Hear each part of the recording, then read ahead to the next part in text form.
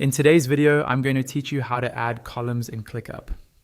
We'll walk through this step by step so that by the end, you'll know exactly how to create custom columns to organize your tasks in a way that makes sense for you and your team.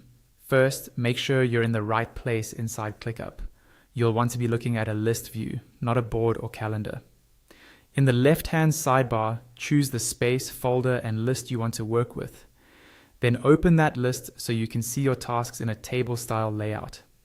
If you see your tasks arranged in rows with existing columns like name, status, or due date, you're in the correct view. Next, pick any task in that list and right-click on it.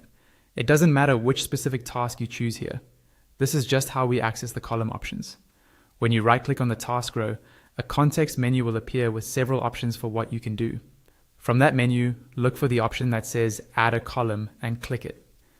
This is the key action that tells ClickUp you want to create a new field that will appear as a new column across all tasks in this list.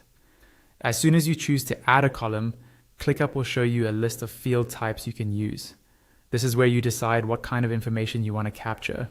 For example, you might choose a text field for notes, a number field for estimates, a drop-down for predefined categories, a date field, or something like a checkbox. Click on the type of field that best matches the kind of data you plan to store in this new column.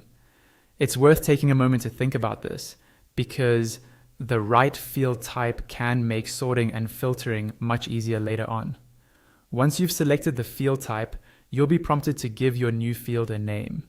Click into the name box and type something clear and descriptive, like client name, priority score, or review date. A good name helps your team quickly understand what should go into that column. After naming the field, click on the Create button to confirm your choices. This tells ClickUp to actually add the new column to your list with the settings you've just defined. Now your new column is added to the list view. You'll see it appear alongside your existing columns, ready for you to start filling in values for each task. From here, you can resize the column, drag it to reorder your layout, and begin using it to keep your work more